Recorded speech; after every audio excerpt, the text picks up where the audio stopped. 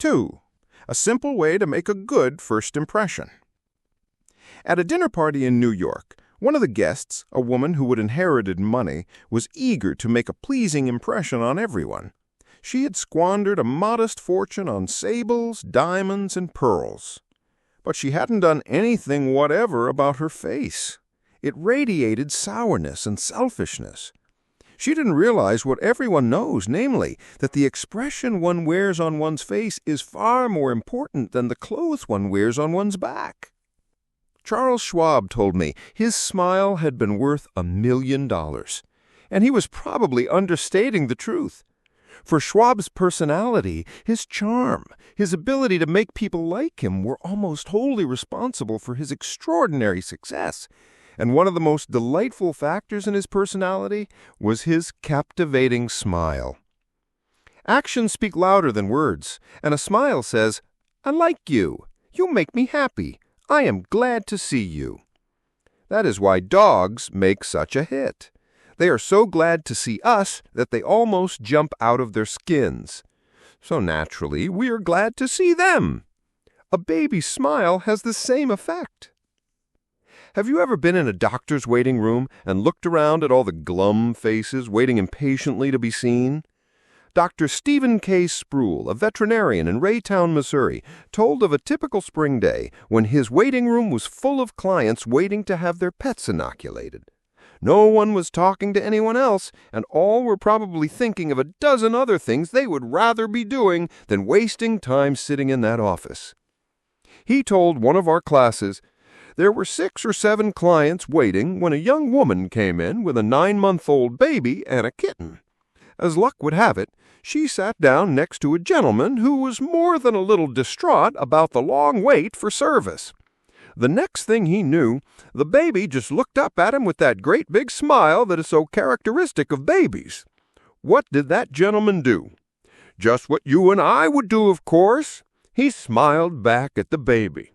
Soon, he struck up a conversation with the woman about her baby and his grandchildren, and soon the entire reception room joined in, and the boredom and tension were converted into a pleasant and enjoyable experience." An insincere grin? No, that doesn't fool anybody. We know it is mechanical, and we resent it. I am talking about a real smile, a heartwarming smile, a smile that comes from within, the kind of smile that will bring a good price in the marketplace. Professor James V. McConnell, a psychologist at the University of Michigan, expressed his feelings about a smile.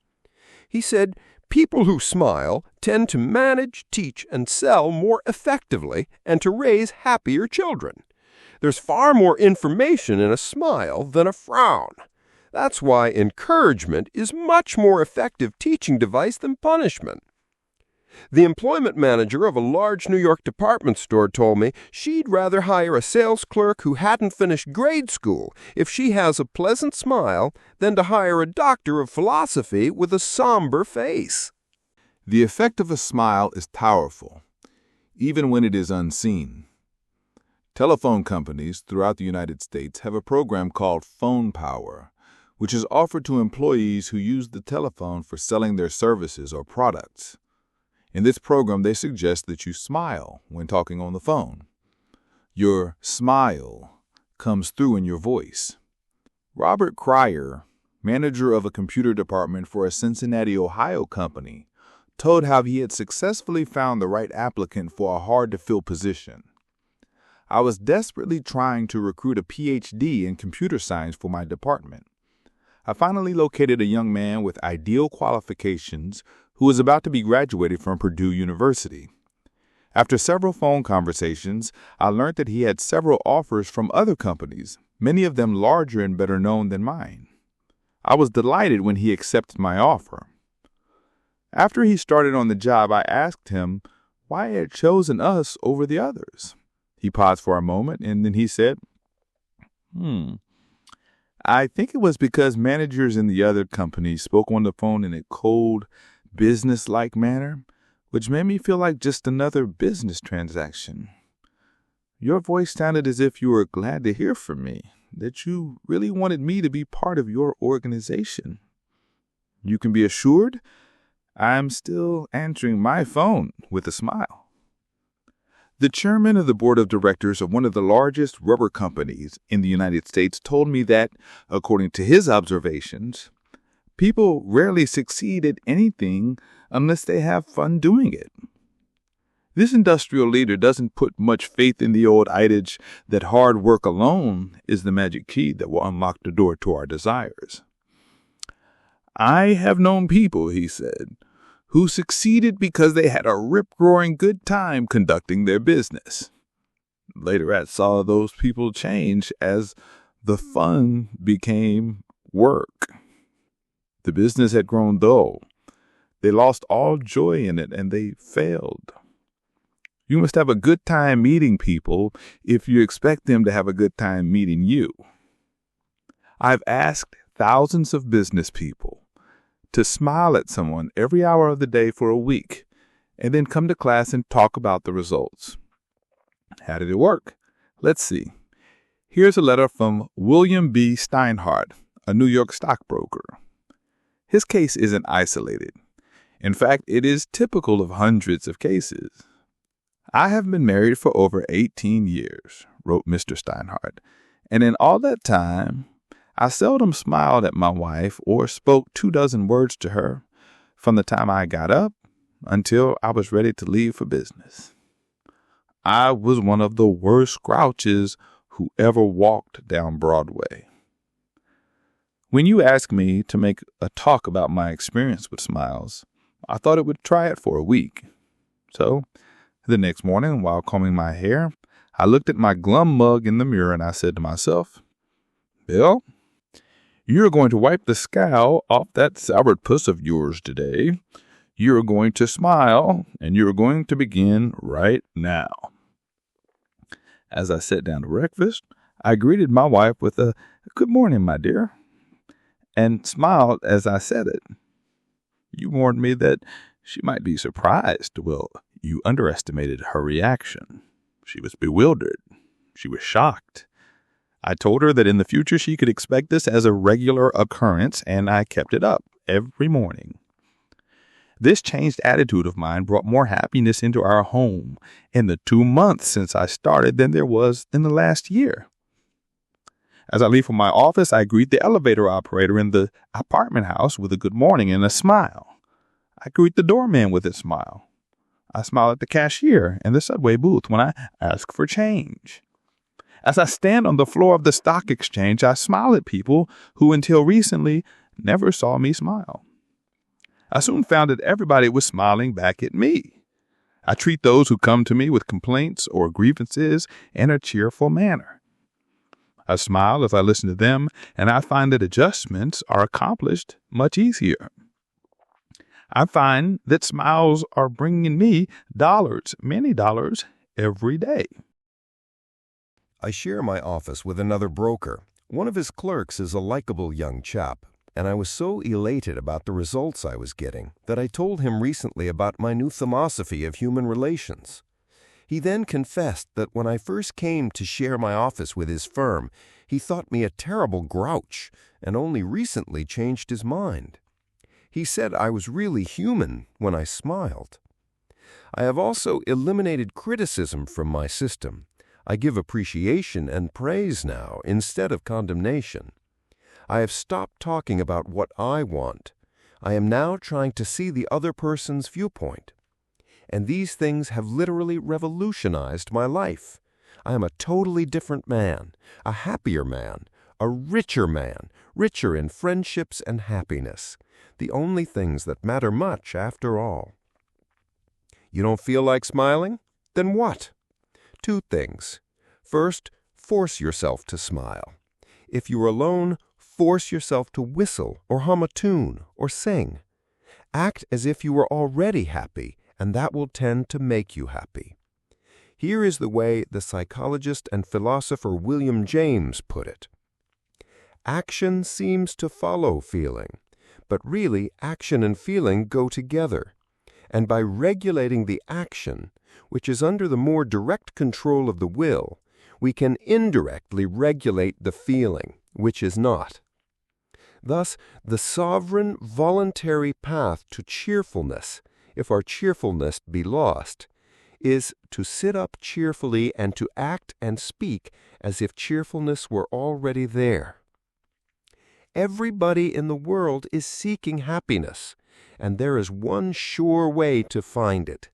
That is by controlling your thoughts. Happiness doesn't depend on outward conditions. It depends on inner conditions. It isn't what you have or who you are or where you are or what you are doing that makes you happy or unhappy. It is what you think about it. For example, two people may be in the same place doing the same thing. Both may have about an equal amount of money and prestige, and yet one may be miserable and the other happy. Why? Because of a different mental attitude. I have seen just as many happy faces among the poor peasants toiling with their primitive tools in the devastating heat of the tropics as I have seen in air-conditioned offices in New York, Chicago, or Los Angeles. There is nothing either good or bad, said Shakespeare, but thinking makes it so. Abe Lincoln once remarked that most folks are about as happy as they make up their minds to be. He was right. I saw a vivid illustration of that truth as I was walking up the stairs of the Long Island Railroad station in New York. Directly in front of me, 30 or 40 crippled boys on canes and crutches were struggling up the stairs. One boy had to be carried up. I was astonished at their laughter and gaiety. I spoke about it to one of the men in charge of the boys. "Oh, yes," he said, "when a boy realizes that he is going to be a cripple for life, he is shocked at first. But after he gets over the shock, he usually resigns himself to his fate and then becomes as happy as normal boys." I felt like taking my hat off to those boys. They taught me a lesson I hope I shall never forget. Working all by oneself in a closed-off room in an office not only is lonely, but it denies one the opportunity of making friends with other employees in the company. Senora Maria Gonzalez of Guadalajara, Mexico, had such a job. She envied the shared comradeship of other people in the company as she heard their chatter and laughter. As she passed them in the hall during the first weeks of her employment, she shyly looked the other way. After a few weeks, she said to herself, "Maria, you can't expect those women to come to you. You have to go out and meet them." The next time she walked to the water cooler, she put on her brightest smile and said, "Hi, how are you today?" to each of the people she met. The effect was immediate. Smiles and hellos were returned. The hallway seemed brighter, the job friendlier. Acquaintanceships developed, and some ripened into friendships. Her job and her life became more pleasant and interesting. Peruse this bit of sage advice from the essayist and publisher Elbert Hubbard. But remember, perusing it won't do you any good unless you apply it. Whenever you go out of doors, draw the chin in, carry the crown of the head high, and fill the lungs to the utmost. Drink in the sunshine. Greet your friends with a smile, and put soul into every hand clasp. Do not fear being misunderstood, and do not waste a minute thinking about your enemies. Try to fix firmly in your mind what you would like to do, and then, without veering off direction, you will move straight to the goal. Keep your mind on the great and splendid things you would like to do, and then, as the days go gliding away, you will find yourself unconsciously seizing upon the opportunities that are required for the fulfillment of your desire, just as the coral insect takes from the running tide the element it needs. Picture in your mind the able, earnest, useful person you desire to be, and the thought you hold is hourly transforming you into that particular individual.